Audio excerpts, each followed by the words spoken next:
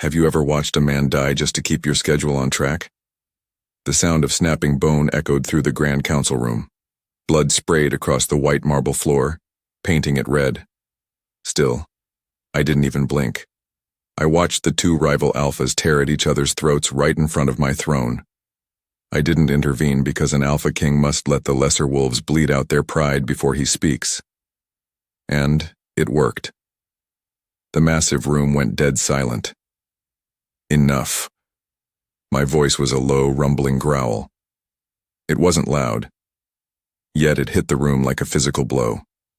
What followed was absolute submission. Both bleeding men dropped to their knees, panting heavily. My fiancée, Lady Seraphina, sat beside me. She smelled like expensive perfume and cold ambition. She leaned in close, her long fingernails tapping my arm. "You let them ruin the floor, Kaelen," she whispered. I ignored her. Truth be told, I ignored everything these days. My chest felt hollow, empty, like a dark, cold tomb. I hated the throne. I hated the lies. I hated myself. "The eastern border is failing," Lord Silas barked from the back of the room. "Someone is secretly funding the rogue packs out in the rust wastes." That caught my attention. A hidden enemy. Who was funding them? I had the best spy network in the world. But this was a blind spot. Because of that, I had to be very careful. "We will address the border after the mating trials tomorrow," I said coldly, my face a mask of stone. At the same time, my wolf clawed furiously at the inside of my ribs. It hated the trials. It hated this room. It hated me. The trials. Seraphina smiled a razor-sharp smile. Such barbaric, wonderful fun. I stood up. As if pulled by a string, the entire council stood up with me. My power rolled off my body in dark, heavy waves. It choked the air in the room. "Council dismissed," I commanded. Between one breath and the next, the large room cleared out completely. I was left alone with my golden crown. I had all the wealth. I had all the armies. I had all the power. So, why did I feel like a walking ghost? I turned away from the throne. I stepped into the deep shadows of the stone hallway. The silence stretched. The real nightmare of my day was just beginning. Chapter 2. The heavy iron door of my private vault slammed shut. The loud thud sealed away the ugly lies of the day. Have you ever kept a secret so heavy it crushed your lungs? I locked the door because if anyone saw me on my knees, my entire kingdom would burn by dawn. Because of that, this dusty, dark vault was my only safe place in the entire world. I walked past huge chests of gold. I walked past ancient bloody swords. I walked past glowing, priceless gems. I didn't care about any of it. Eventually, I reached a small, cheap wooden box in the back corner. My hands shook. They actually trembled in the dim light. Without thinking, I popped the tiny metal latch. Inside lay a simple, frayed blue ribbon. Kira. Her sweet name echoed in my mind like a dying scream. 10 long years ago, I secretly rejected her. She was my fated mate. But she was poor.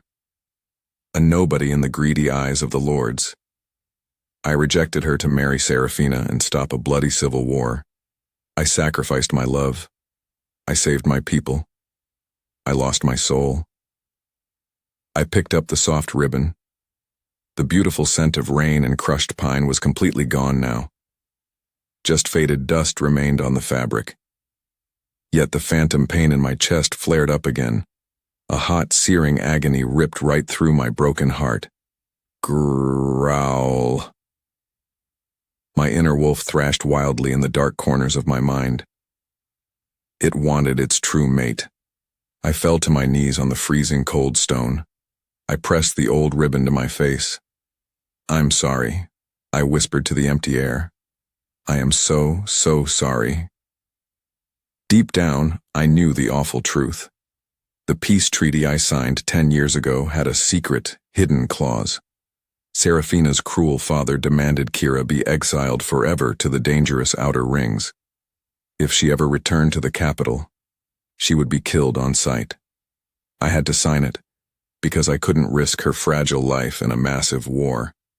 More importantly, I was a terrified coward. In the span of a breath, a weird, shocking sensation washed over my skin. The ribbon in my hand suddenly felt warm. My heart skipped a beat. A beat later, the air thickened in the room. That only happens when a mate bond is active, but that was totally impossible. She was gone forever. I quickly locked the box away. My hands were sweaty. My chest was super tight. The brutal mating trials started tomorrow morning. I had to be the cold, ruthless king for the watching crowds. As the silence roared, I walked out of the vault. The beautiful ghost of Kira followed me into the dark. Chapter 3. Dust choked my burning lungs. It was incredibly thick with the awful stench of fear, cheap sweat, and spilled blood. The Sun-Moon Colosseum was packed to the very brim with screaming people. Have you ever felt completely trapped in a giant crowd of thousands? I sat high up in the royal box, looking down at the brutal dirt arena. Down below, desperate, hungry wolves fought for a pile of gold prize money. They ripped fiercely into each other. Sharp claws flashed in the sun. Red blood sprayed across the yellow sand. It was barbaric. It was pointless. It was deafeningly loud. Seraphina clapped her delicate hands next to me. Oh, look at that one. So wonderfully violent. I gripped the edge of the smooth marble balcony. I gripped it so hard the solid stone actually cracked right under my fingers. I was so angry. I was so bored. I was so dead inside. A new fighter stepped onto the bloody sand, a small, masked figure wrapped in dirty rags. They looked like a total nobody from the dangerous outer rings, the rust wastes. Look at that pathetic little creature, a fat lord snickered right behind me. I didn't care at all.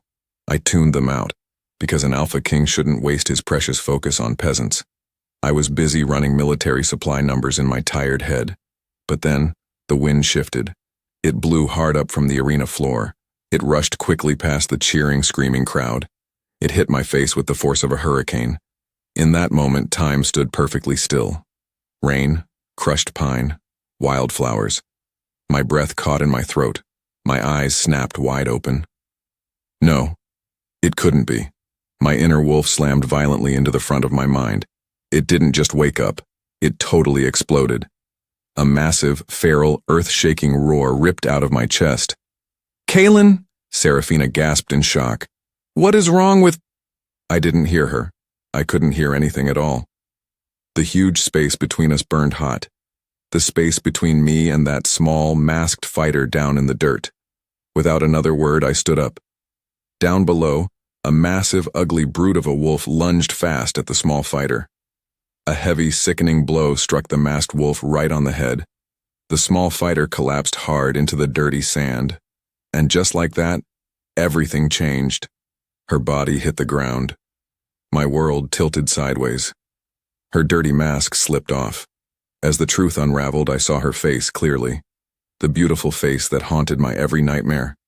The face I sold for a stupid crown. Kira.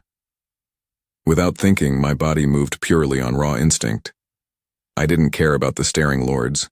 I didn't care about the stupid treaty. I didn't care about the heavy crown on my head. I vaulted right over the edge of the 50-foot royal balcony, because living one more second without her was a fate worse than death. I was coming for my mate. Chapter 4. Have you ever jumped off a cliff just to catch a falling star? The wind screamed violently in my ears. 50 feet of empty air rushed past my face. I didn't care about the extreme danger. I ignored the rules, because she was my everything. I hit the arena floor like a crashing meteor.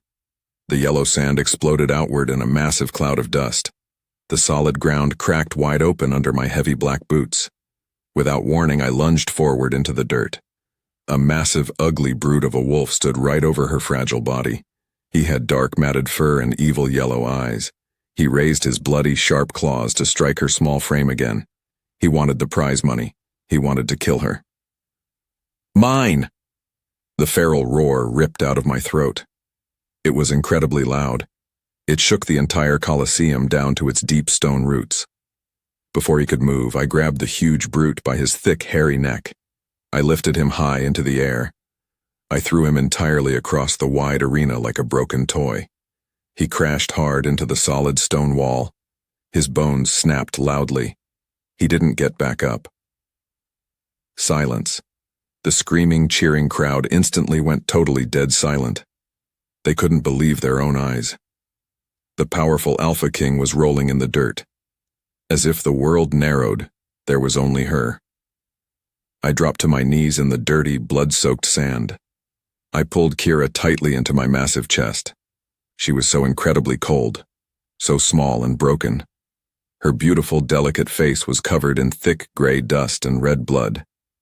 I pressed my nose deep into her dirty neck, inhaling deeply.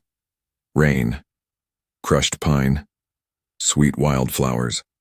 The beautiful scent was completely intoxicating. It was the only thing I had wanted for 10 long years. Grrrl. My inner wolf purred loudly. It was finally happy. I rubbed my strong jaw against her soft, pale skin. I was marking her with my rich, dark, powerful scent. Right in front of my cruel fiancé. Right in front of the entire stunned kingdom. I did it because I had to let every single male know she belonged to the king. If anyone touched her, they would die. Because of that, I was starting a massive, bloody civil war. I didn't care at all. Let the cities burn to ash. A beat later, Kira gasped sharply for air. Her small chest heaved up and down. Her stunning, bright blue eyes snapped wide open. The moment their eyes locked, my dead, frozen heart started beating again. I smiled at her.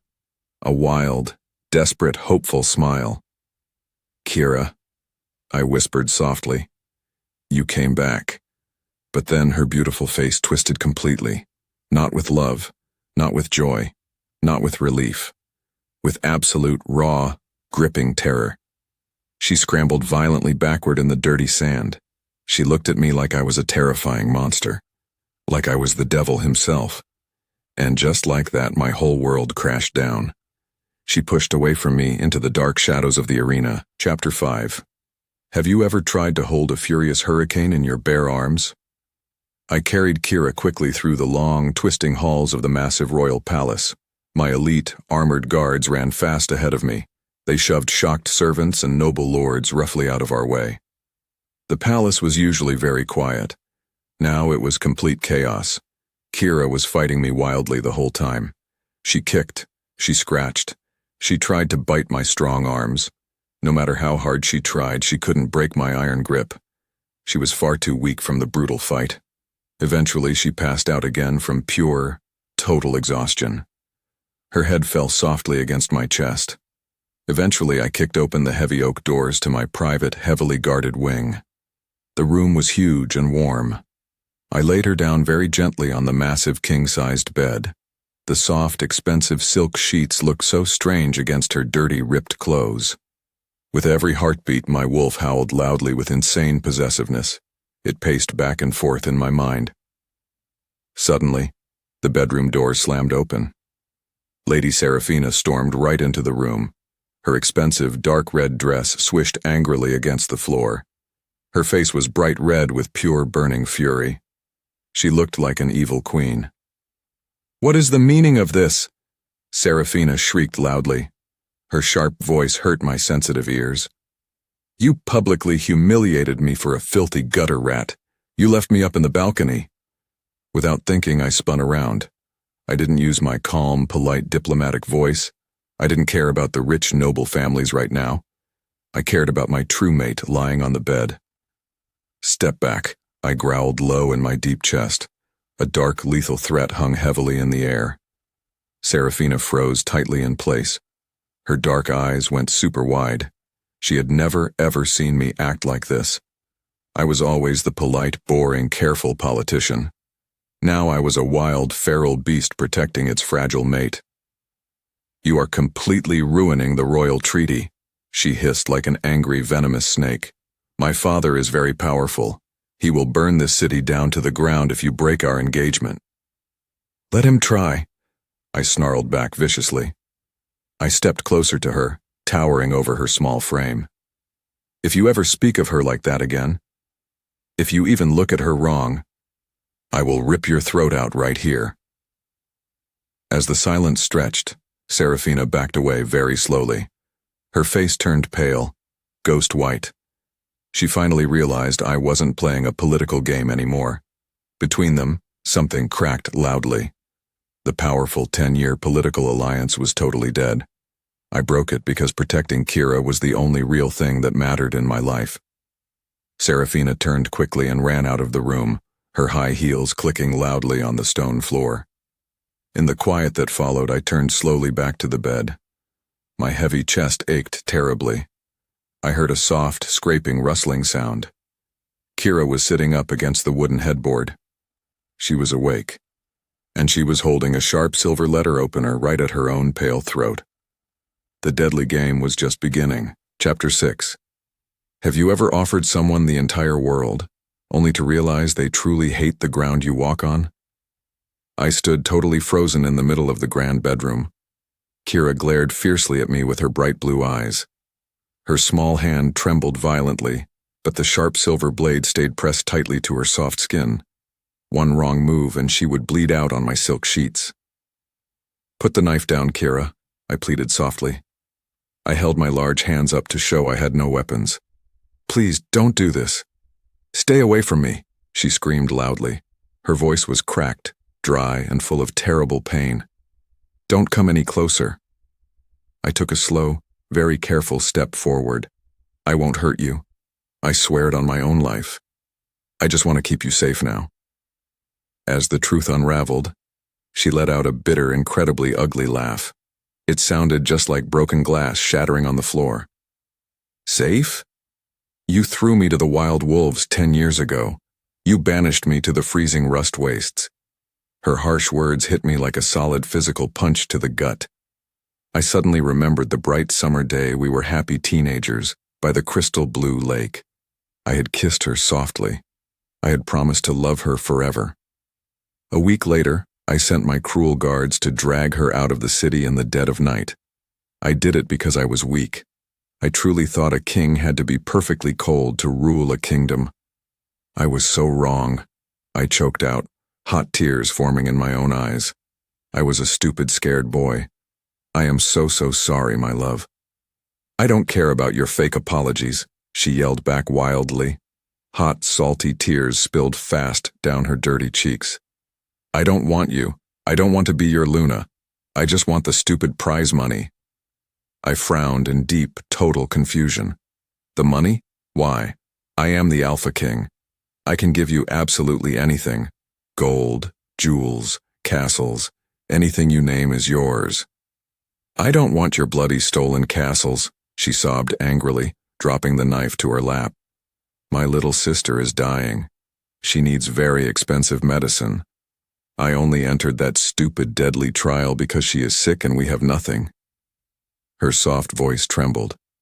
The space between them burned hotly with her fierce, burning hatred. As her wolf stirred, my heart completely shattered into a million tiny pieces. My beautiful mate was starving. Her innocent family was dying slowly, while I sat alone on a huge golden throne eating huge royal feasts every night. What kind of terrible monster was I? Kira, I whispered, my voice breaking completely. Let me go, she demanded coldly, looking away from me. If you ever loved me at all, you will let me leave this awful place right now. My absolute, terrifying authority over the giant pack was completely useless here. My loud, roaring alpha command couldn't fix her broken heart. Before either could speak, a loud, angry knock echoed from the heavy oak door. My king! My lead guard called out nervously from the hallway. The High Council is waiting in the hall. They demand to see you immediately. As if summoned, the real, ugly world came crashing back down on us. The rich lords wanted my blood. Seraphina wanted sweet revenge. And my beautiful mate just wanted to escape me forever. I looked at Kira. I wiped a single wet tear from my own eye. I will get you the medicine, I promised her deeply. Then I turned and walked slowly toward the door, preparing for a brutal war. Chapter 7. Have you ever tried to buy back a shattered soul with shiny gold? I stood nervously in the grand doorway of Kira's massive new bedroom. I brought her heavy gold. I brought her soft silk. I brought her warm food. I brought her the absolute finest things, because I desperately wanted to erase 10 years of ugly pain. Instead, the beautiful room looked like a total chaotic war zone. After that, Kira just grabbed the expensive, shiny silver plates. She threw them right at the hard stone wall. Smash! The hot roast beef and sweet, thick gravy painted the expensive white wallpaper. The rich smell of cooked meat filled the tense air. "Take it all away," she screamed at the top of her lungs. Without thinking, I stepped quickly inside the messy room. "Kira, please. You really need to eat something." Before the words left her lips, she grabbed a gorgeous red silk dress off the bed. She ripped it right in half with her bare hands. "I don't want your fancy, useless trash," she yelled wildly. "My little sister is dying right now. She is coughing up dark black blood in a freezing dirt hut, and you bring me stupid dresses? Have you ever felt a sharp, cold knife twist slowly in your gut?" Her harsh words cut me incredibly deeply. I suddenly remembered a huge, happy winter feast I threw 5 years ago. My royal hall was super warm. We ate giant roasted pigs. We drank sweet, expensive wine until the bright sun came up. I was laughing with the rich lords. At that exact same time, my beautiful mate was out there freezing in the deep snow. I felt completely, utterly sick to my stomach. Because of that, my inner wolf whined loudly in pure, heavy agony. "I will send my best royal doctors to her," I promised quietly, stepping closer. "No." The space between them burned hotly with her pure panic. "They will just kill her. The High Council hates the lower rings. They want us dead." She didn't know what scared her more, the nasty sickness or my dangerous, greedy lords. I backed away very slowly. I had to fix this huge, terrifying mess. I needed real, solid answers because I was flying totally blind in a deadly political storm. Who exactly was keeping her sick? Where exactly in the massive wastes did she live? Without another word, I left the ruined room to find my master spy. The deadly game was shifting, and I had to learn the new rules fast. Chapter 8. Have you ever read a scary, awful ghost story where you realize you are the actual monster? My dark private office was totally silent. A thick, dirty brown folder sat right on my heavy wood desk. My lead spy master just dropped it off in a rush. It held the brutal, ugly truth about Kira's awful life in the rust wastes. With every heartbeat, my large hands shook violently as I opened the dirty pages.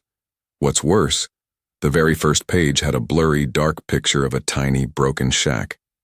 No real wooden door. No warm, glowing fire. Just cold mud and sharp rocks. As the truth unraveled, I read slowly about her awful daily struggles. She survived the bitter cold.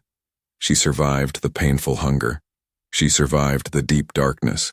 She worked long, incredibly dangerous hours in the deep silver mines just to buy stale, hard bread. Her little sister Ilara caught the nasty black lung disease directly from the toxic, floating mine dust. My chest ached terribly. I built my rich, safe, powerful kingdom directly on top of their broken bones. Because of that, a hot, angry tear dropped right onto the white paper. At the same time, the heavy office door creaked open loudly. My lead guard stepped quickly inside. He looked very nervous, his metal armor clinking softly. "My king," he said softly, bowing his head. "We just caught a small, sneaky spy hiding near the palace gates. He works directly for Lady Seraphina." In that moment, a cold wave of pure dread hit my spine. "What did he say?" I asked, my voice dropping into a dangerous low rumble. The guard swallowed very hard. "He sent a secret, fast message to the rogue assassins out in the rust wastes. Lady Seraphina knows all about Kira's sick sister now. She officially ordered a deadly hit." Her name hung in the air. Ilara. And just like that, the boring political game turned into a bloody, terrifying race for survival. I stood up, my heavy chair crashing backward onto the floor. I had to stop the assassins before they reached the tiny mud shack. Chapter 9. Have you ever felt the wild, hungry beast completely take over your human mind? I marched quickly down into the dark, wet palace dungeons. The cold air smelled strongly of wet rats, old rust, and fresh blood. I didn't care about the shiny crown. I didn't care about the angry council. I didn't care about the huge risk. By the time I reached the bottom stone cell, my fierce wolf was fully awake and howling wildly. The little spy hung tightly from heavy chains on the cold stone wall. He looked up at me with wide, terrified brown eyes. My own eyes glowed a bright, unnatural yellow in the dark. "Who did you send the kill order to?" I roared so loudly the stone walls shook. He spit warm blood onto the dirty floor. "You are way too late, King Kaelen. The Shadow Pack already has the exact target location. They will rip the little girl apart." Without warning, I grabbed his dirty, skinny throat. I squeezed his neck very hard because he dared to threaten the only family my sweet mate had left. "Tell me where they are," I hissed, showing my sharp, deadly fangs. "Sector 4. He choked out loudly, gasping for thin air. "The old mining camp." Moments later, I dropped him roughly to the hard stone floor. I turned around incredibly fast. My elite, heavily armed guards waited silently in the dark shadows of the hallway. "Gather a small, fast strike team," I commanded loudly, my voice echoing. "We ride out to the rust waste right now." "But my king," the lead guard stepped forward, looking totally shocked. "The noble armies are marching toward the city right now. If you leave the throne empty now, Seraphina's father will absolutely attack the capital." As the sky darkened completely outside the tiny window, I looked right at my loyal soldier. "Let them attack," I said coldly, which meant I was completely abandoning my whole kingdom. I was leaving the huge, safe palace to dive right into the deadliest, wildest part of the outer lands. I had to do it, because a true alpha always protects his pack, even if it totally burns his own house down. As if fate demanded it, I walked right out into the freezing, pouring rain to save a little girl I had never even met. The descent into the wild darkness had officially begun. Chapter 10. Have you ever tried to stop a massive, deadly bomb after the short fuse was already lit? As the sky darkened, I was rushing wildly out to the wet courtyard to save Kira's sister. But then, the massive iron gates of the royal palace groaned loudly. Lord Vance, Seraphina's incredibly powerful and scary father, had just arrived with a huge, angry army. Because of that, I had to stop my important rescue mission and face him right now. In fact, I dragged the old, rich lord straight into a secret, dark meeting room. The small room smelled like old dust and burning wax. I offered him massive wooden boxes of shiny, heavy gold. I offered him huge green farmlands. I offered him absolutely everything I had because I desperately needed him to break the royal marriage contract peacefully. Still, the nasty old lord just threw his wrinkled head back and laughed loudly. It was an ugly, cold, terrifying laugh. Between them, something cracked. "You cannot buy me off, boy," he spat right in my face. "If you drop my sweet daughter for that dirty, worthless street rat, I will paint this entire capital red with your blood." Deep down, he knew the truth. A massive, bloody civil war was now totally unavoidable. Because of that, Mom, I grabbed him roughly by his fancy, expensive silk shirt. "If your cruel daughter hurts Kira's family, I will happily kill you both," I growled softly. What's worse, Vance just smiled a very evil, knowing smile. "Are you absolutely sure my daughter is the only one who wants your little street rat dead?" That single sentence froze my heart. Who else was secretly hunting my mate? With every heartbeat, my dark panic grew very fast. As a result, I shoved the mean old lord away. I had to get back to Kira right this very second. The deadly, terrifying race was on, and I was already running totally out of time. Chapter 11. Have you ever watched your entire beautiful world bleed out on the cold, wet grass? Moments later, I was sprinting incredibly fast through the quiet royal halls. My chest pounded like a heavy war drum. I burst right into Kira's guarded private wing. To make things worse, my strong elite guards were all lying totally dead on the hard floor. Their throats were completely slashed open. Hot red blood pooled perfectly on the white tiles. Her world tilted. No, my world tilted sideways. I ran outside into the rainy, dark royal gardens. Beneath the moonlight, I finally saw her. Kira was fighting two massive, scary assassins in the slippery, wet grass. She fought with wild grace. She fought with fierce anger. She fought with pure, total desperation. Without warning, one huge assassin swung a large, sharp silver blade right at her fragile head. "No!" I roared incredibly loudly. As if pulled by a string, my body moved purely on raw instinct. I lunged, a sudden blur of dark fur and wild fury. I ripped the first assassin's head clean off his wide shoulders. Warm blood sprayed completely everywhere. At the same time, I was completely blinded by my own red, angry rage. I left my left side totally wide open. The second nasty assassin thrust a long, poisoned knife right toward my beating heart.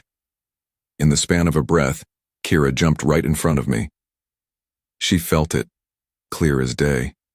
The sharp, evil blade sank very deep into her soft, delicate shoulder. Her breath caught. She gasped loudly in terrible, shocking pain. She took the deadly blade for me, because deep down, our souls were still tied together.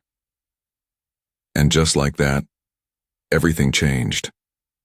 I slaughtered the second assassin in one single, bloody second. Thwack! I dropped quickly to my knees in the wet dirt. I pulled Kira gently into my shaking, cold arms. As the mark tingled, her bright blue eyes rolled backward. The dark, ugly poison was already spreading very fast in her blue veins. Her sweet scent of rain and pine was fading away. That's why I swore a silent, deadly vow right then and there. I would gladly burn my whole kingdom down to save her beautiful life. The real brutal war hadn't even started, but the first terrifying shot had been fired. Chapter 12. Have you ever walked right into a fancy room and decided to burn it all down with just your glowing eyes? Come morning, the Grand Council room was totally packed with nervous, whispering lords. They were waiting impatiently to talk about the huge incoming armies. Instead, I kicked the heavy carved wooden doors wide open. Under the weight of his stare, the entire giant room went completely, dead silent. What followed was pure, shocking horror. I was completely covered in dark, sticky, dried blood. I carried a heavy, dripping cloth sack in my left hand. Without another word, I walked right up to the long, clean marble table. I tipped the bloody sack over. Plop, plop. The two severed heads of the nasty garden assassins rolled right down the smooth table. Before either could speak, Lady Seraphina screamed loudly from her fancy high chair. She looked totally disgusted and afraid. Because of that, I turned my glowing, bright yellow alpha eyes right on her. "You are officially stripped of all your royal guards," I roared, my deep voice shaking the tall glass windows. "You are confined to your tiny, locked room." Despite that, she tried to stand up and argue back. "You can't do this to me. You are breaking the sacred ancient law." Yet, I didn't care about their stupid old laws anymore. I didn't care about the greedy lords. I didn't care about the heavy crown. I am the law. I growled very dangerously. Growl. In the echo of his voice, I realized a huge, important lesson. I remembered a sad story. I told a scared young boy once that a good king must always be super cold to survive. But I was totally wrong. A true king must be burning hot with pure fire to protect the fragile ones he loves. More importantly, my sweet Kira was bleeding badly upstairs. I needed to show my complete, absolute dominance right now, because showing any tiny weakness would mean certain death for us both. Which meant I was officially going to war against my own people. Because of that, I turned my broad back on the shocked, scared lords and walked away. The boring political games were finally over, and the bloody, wild reign of the true alpha had begun. Chapter 13. Have you ever run straight into a burning fire just to prove you aren't completely frozen inside? Before she could move, I was already packing my heavy, sharp silver weapons. In fact, I left my top military generals staring totally blankly at the huge map table. What followed was pure, reckless, beautiful madness. Not only that, but I completely ignored the loud ringing warning bells in the tall stone towers. I had a very dark secret. Who was the mysterious shadow wolf I saw watching us from the dark woods yesterday? I didn't know yet, but I couldn't stop to think about it now. Instead, I rode a massive black horse out into the freezing, pouring rain. Because of that, my thick fur cloak was instantly soaked with freezing water. Despite that, I didn't slow my fast horse down at all. I rode straight towards Sector 4 in the dangerous wastes, because my sweet mate's fragile sister was trapped there. At the same time, my mind flashed back to a very sad, cold winter long ago. I once watched a starving mother wolf fight off 3 huge, angry bears just to save her tiny, freezing pup. I fought for her smile. I fought for her touch. I fought for her life. That's why I finally understood true raw power wasn't about shiny gold crowns or fancy thrones. Come morning, we reached the dark, muddy rogue compound. The wet air smelled awful, like rotting meat, cold sweat, and wet ash. Without warning, 5 huge, ugly rogue guards jumped out from the deep, dark shadows. "Stay back right now," the biggest rogue hissed loudly, pulling out a rusty blade. In that moment, my inner beast completely took over my human brain. Girl. I didn't even use my sharp silver sword to fight them. Rather, I shifted quickly into a massive, terrifying black wolf. I ripped fiercely through them like wet paper. Blood sprayed everywhere.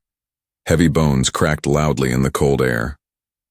By the time I kicked the broken wooden door open, the dirty mud room was totally empty, except for a tiny shaking lump on the floor.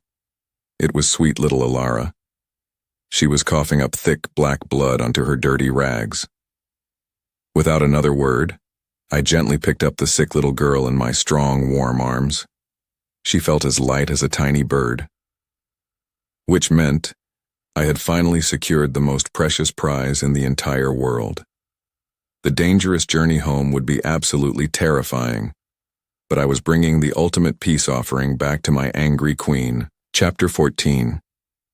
Have you ever held a fragile, beating heart in your bare, bloody hands and prayed it wouldn't stop? Moments later, I carefully carried the sleeping little girl right into Kira's warm, quiet palace bedroom. Because of that, Kira gasped incredibly loudly from her soft silk pillows. The dark poison was still in her blue veins, but she looked so incredibly beautiful.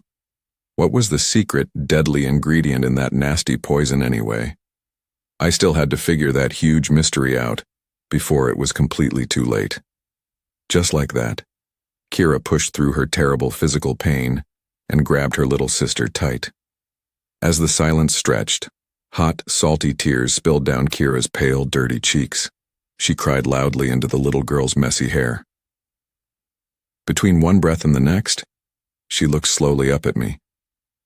For the first time, there was absolutely no burning hatred in her bright blue eyes. Instead, she saw the real, raw me. She saw a tired, bleeding man who risked his entire life for her family.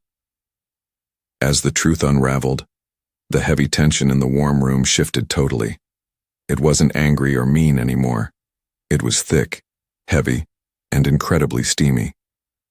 "You actually saved her," she whispered softly, her sweet voice cracking with deep emotion. As if fate demanded it, I stepped much closer to the edge of her large bed. Under the weight of his stare, her soft breathing grew very fast and shallow. I gently wiped a wet tear from her soft, warm cheek. My rough, calloused thumb traced her full, pink lips softly. Her body moved on instinct, leaning softly into my warm, gentle touch. As a result, my wolf purred a deep, happy rumble in my chest. Growl. The sweet, intoxicating scent of rain and pine filled my lungs completely. I wanted to kiss her. I wanted to claim her. I wanted to love her forever. Before either could speak, our faces were just inches apart. The space between them burned with pure electric, passionate heat. But then, a loud, terrifying sound completely shattered the sweet, quiet moment into a million pieces. Boom! Without thinking, I looked quickly out the huge glass bedroom window. A massive, deep war horn echoed loudly over the high city walls. Because of that, the romantic, steamy spell was instantly broken in half. The angry enemy was finally here, and the ultimate bloody test of my dark reign was standing right at the front gates. Chapter 15. Have you ever watched your own beautiful house burn to the ground and felt perfectly, completely warm inside? While the forest held its breath, I stood high up on the wet, slippery stone battlements. Down below, Seraphina's cruel father had completely surrounded my beautiful, rich capital. In fact, he brought thousands of angry, heavily armed soldiers. Their shiny silver swords and tall metal shields gleamed brightly in the dark moonlight. Truth be told, we were vastly outnumbered by the massive army. Even so, I wasn't scared at all. Meanwhile, my top military general stepped right up next to me on the wall. He was sweating very badly in the cold air. He smelled like pure, disgusting, sour fear. I remembered a time when I built these huge, tall stone walls. I thought they would keep me totally safe from the scary outside world. But the real, terrifying danger was always locked inside with me. My king, the fat general stuttered nervously, wiping his wet forehead. We must surrender the street rat. If you just give Kira to them, they will gladly go away. As if pulled by a string, my head slowly turned to look right at him. Between them, something cracked. She didn't know what scared her more, the massive army marching outside, or the deadly wild monster I was becoming on the inside. You actually want me to surrender my true mate? I asked in a low, terrifying whisper. So? The scared general nodded his sweaty head quickly. Yes, it is the only logical way to save the rich kingdom. With a single glance, I grabbed the fat general roughly by his expensive gold collar. In the span of a breath, I lifted him completely off the hard stone floor with one single arm. I didn't argue with him. I didn't debate the stupid old laws. I acted swiftly, because a true alpha never negotiates with weak cowards. Just like that, I threw him violently over the high stone wall. He screamed loudly as he fell 50 feet into the dark mud below. Splat. As the sky darkened, I turned around slowly to face my shocked, quiet royal guards. Does anyone else want to surrender? I roared wildly into the cold, howling wind. Growl. When her name left his lips, I knew exactly what I had to do next to survive. I chose my sweet mate. I chose her bright smile. I chose her gentle touch. I chose her over absolutely everything else in this entire world. What followed was a massive fiery volley of huge burning rocks flying from the enemy catapults into the dark sky. The tall stone wall shook violently beneath my boots, but my strong heart was finally at total peace as the city began to burn. Chapter 16. Have you ever watched your own loyal dogs turn around and bite your hand right off? Without warning, the heavy iron gates of my beautiful city completely exploded. Boom! Huge chunks of hot burning wood flew everywhere. Sharp cracked stones rained down from the dark sky like angry meteors. What followed was total, absolute chaos. I ran quickly down the slippery stone stairs of the grand courtyard. Because of that, I expected my elite royal guards to fight right beside me. Instead, my own men turned their sharp, pointy spears directly at my chest. In fact, they were totally bought off by Lord Vance's shiny, heavy gold. Which meant I was completely surrounded by traitors in my own home. I fought back fiercely because a true alpha never simply lies down to die. With every heartbeat, I slashed my heavy silver sword through the lying cowards. Clang. Thwack. I remembered a sad story of a foolish old king who built his entire huge castle on loose, wet sand. When the hard rain finally came, his whole life washed away in one single day. My fake, purchased loyalty was my loose sand. Meanwhile, a scary question burned hot in my busy mind. Who gave them the secret codes to open the main gates? There was still a hidden, sneaky traitor working in the dark shadows. Not only that, but where exactly did the mysterious Shadow Wolf go? I desperately needed these huge answers before everything completely burned down. As the sky darkened, thick, black smoke choked my burning lungs. I smelled the nasty scent of burnt hair and hot, wet copper. Grrrl. I had to reach my sweet mate. By the time I reached the heavy oak doors of the high palace, my strong arms were completely covered in dark red blood. I kicked the huge doors wide open. The horrific, bloody nightmare was finally moving inside my own safe house, and I was running totally out of precious time. Chapter 17. Have you ever had your deepest, darkest, ugliest secret dragged out into the bright light for everyone to see? Soon after, I entered the grand, quiet halls, and I saw a thick trail of fresh blood leading straight to my massive throne room. So, sick, awful panic squeezed my heavy heart tight. I ran as fast as my strong legs could carry me, because my beautiful Kira was the only thing that mattered now. As if pulled by a string, I burst right through the huge golden doors. What's worse, the terrible sight inside completely froze the hot blood in my veins. Lady Seraphina stood tall and proud in front of my golden throne. She held a sharp, curved silver dagger right at sweet little Alara's soft throat. Kira was forced roughly onto her knees on the cold, hard marble floor by two huge, ugly guards. In that moment, my inner beast completely lost its wild mind. "Let them go right now," I roared loudly. As if the forest watched, the heavy glass windows rattled violently from the huge, scary sound. Yet, Seraphina just smiled her nasty, evil smile. "Oh, Kaelen, you are so incredibly dramatic," she laughed coldly. Without another word, she pulled a very old folded piece of thick yellow paper from her fancy red dress. As the truth unraveled, my heavy breathing stopped completely. It was the original royal treaty. "Read it to her," Seraphina demanded loudly, pointing her sharp finger. As the silence stretched, one of the guards grabbed the paper. He read the ugly, awful words out loud for everyone to hear. It clearly stated that I was the one who originally suggested exiling Kira to the dangerous rust wastes. I wrote the cruel rule because I wanted her completely out of my sight to make my fake marriage much easier. Her world tilted. Kira looked up at me.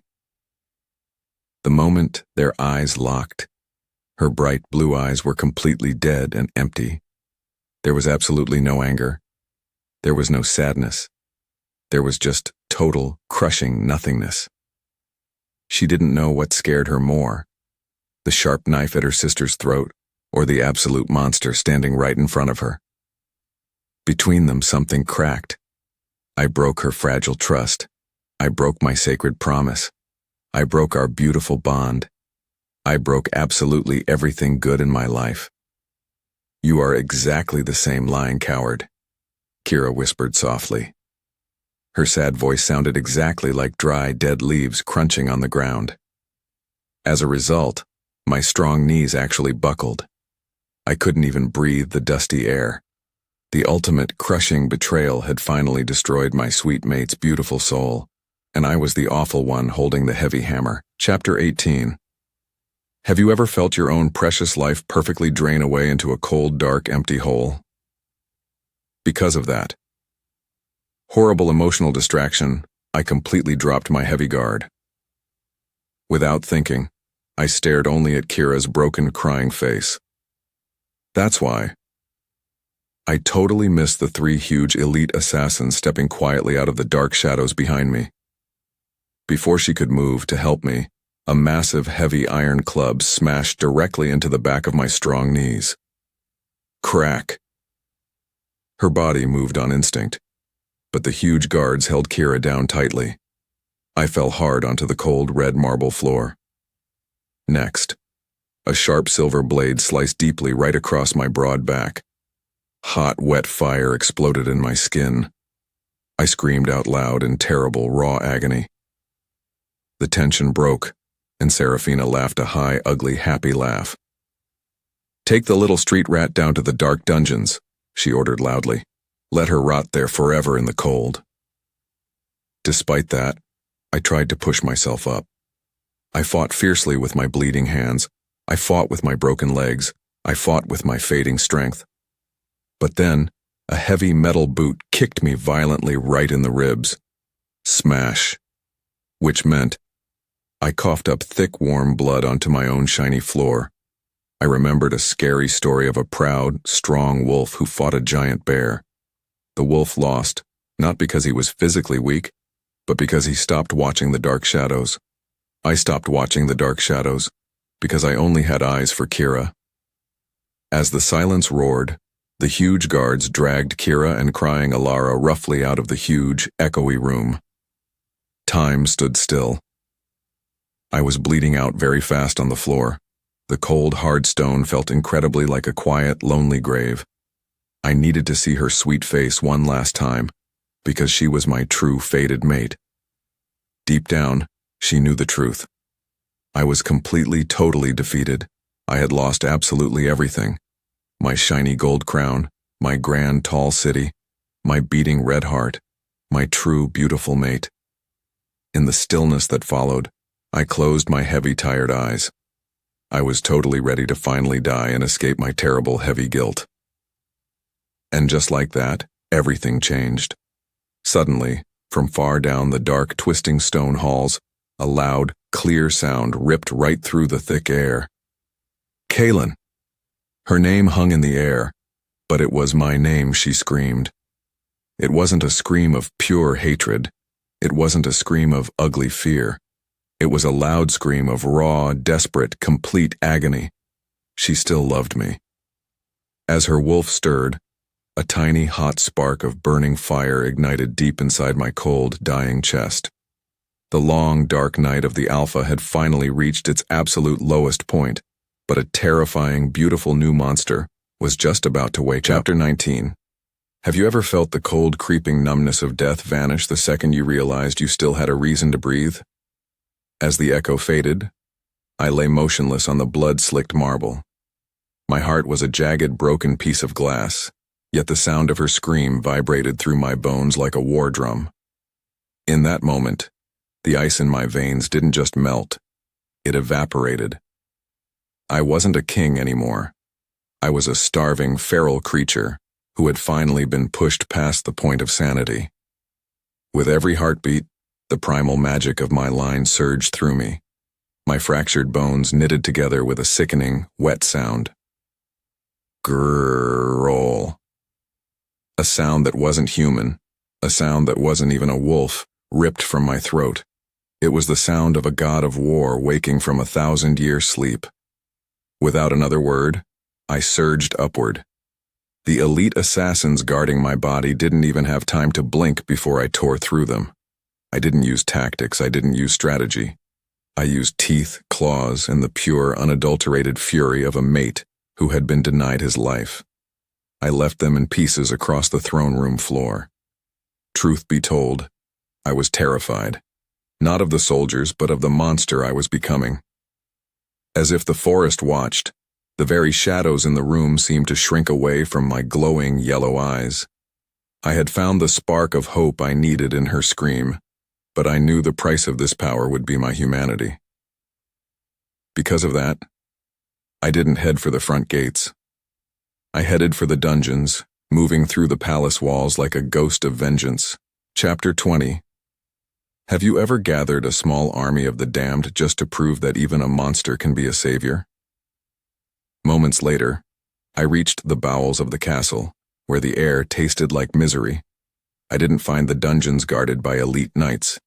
Instead, I found the outcasts, the wolves I had jailed for daring to speak against the High Council's greed. They looked at me with hollow, defeated eyes, expecting me to be the tyrant they knew. Instead, I stood before them as a broken man. "I am not your king today. I rumbled, the sound vibrating against the stone. I am a mate, and I am a brother. They have taken the only light left in this kingdom. I am going to burn it all down to get them back. Who walks with me? In the stillness that followed, the silence wasn't fear, it was recognition. These wolves had felt the same lash of the council's whip as Kira. They didn't see a crown. They saw a leader who finally bled for his own people. That's why they didn't bow. They bared their fangs and howled. While the palace held its breath, we armed ourselves with whatever we could find, broken chains, discarded blades, and raw, unfiltered rage. We were a ragtag pack of thieves, exiles, and murderers, united by one thing, the desire to see Seraphina's world collapse. More importantly, I knew where she kept her secrets. I knew the vulnerabilities of the palace because I had been the one to design them. I had spent years guarding a fortress, but tonight I was going to turn that fortress into a tomb for everyone who dared to touch my mate. As if summoned, we moved as one dark, lethal wave toward the inner keep. We were the reckoning, and the gods themselves were watching to see if we would survive the night.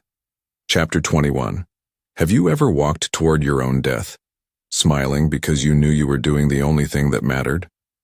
As the wind shifted, we reached the base of the high tower where the executioner's square loomed. The air was thick with the scent of ozone and impending lightning. The enemy guards were everywhere, but they were complacent, drinking wine and laughing, thinking the king was dying in the throne room. Without warning, we struck. Under the weight of his stare, the first guard I encountered dropped his mug, his eyes widening as he realized the dying king was standing before him, radiating enough heat to melt the snow. I didn't offer mercy. I moved through the line like a scythe through wheat. My pack followed, their movements coordinated, fluid, and deadly. As the bond pulsed, I felt her. Kira was near. She was terrified, she was hurt, but she was alive. With every step he took, the palace architecture groaned as if the stone itself knew what was coming. I was the architect of this kingdom's peace, and tonight, I was the architect of its destruction. Maybe it was fate, or maybe it was just raw animal instinct, but I stopped at the foot of the stairs leading to the high balcony. My heart skipped. As the sky darkened, with the promise of a storm, I looked at the rogues behind me. Their faces were smeared with blood, their eyes burning with a desperate, beautiful light. We weren't fighting for a throne. We were fighting for the future. Which meant there was no going back. Because of that, I gripped the hilt of my blade until my knuckles turned white. The stage was set. The final confrontation was only a few flights of stairs away, and I was ready to tear the heavens down to reach her. Chapter 22. Have you ever stood in the center of a storm you created, knowing that the only way to find peace is to let it tear you apart? As the wind shifted, I kicked the heavy oak doors of the high balcony off their rusted hinges. Boom! The wood splintered into a million jagged shards. In that moment, the entire execution square fell into a terrifying, unnatural silence. What followed was a sight that turned my blood into ice. Seraphina stood at the very edge of the stone ledge, her hand twisted firmly into Kira's hair. A long serrated blade rested against Kira's throat. Kira's blue eyes were wide, bruised, and full of a terrible, quiet acceptance. Beside her, little Ilara was tied to a stone pillar, shivering violently.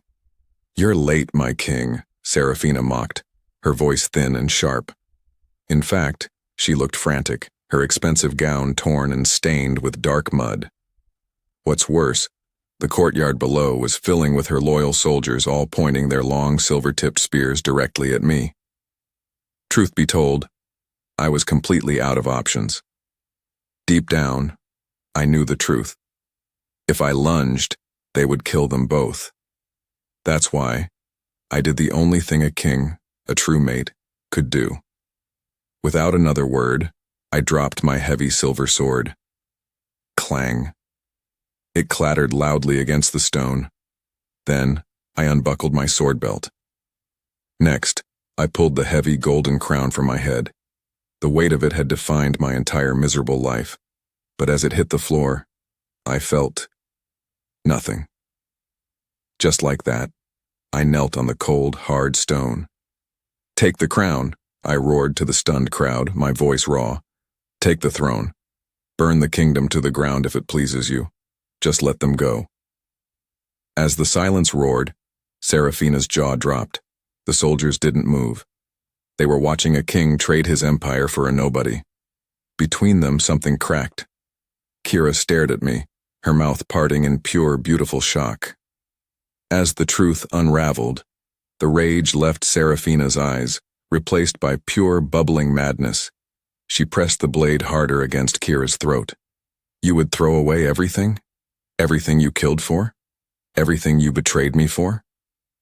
I would burn this world 1,000 times over if it meant you lived," I whispered. The space between them burned with the truth. And just like that, everything changed. Kira didn't wait. She moved with the speed of a striking viper. She slammed her elbow into Seraphina's ribs and twisted away, the blade slicing only air. Without thinking, I lunged. I didn't care about the arrows. I didn't care about the soldiers. I reached them in one single, primal leap. Chapter 23. Have you ever felt the world snap into perfect, terrifying focus while the ground beneath you dissolved? As if pulled by a string, I tackled Seraphina before she could reach Kira again. We hit the stone floor hard. Growl. I didn't kill her. I didn't have the time.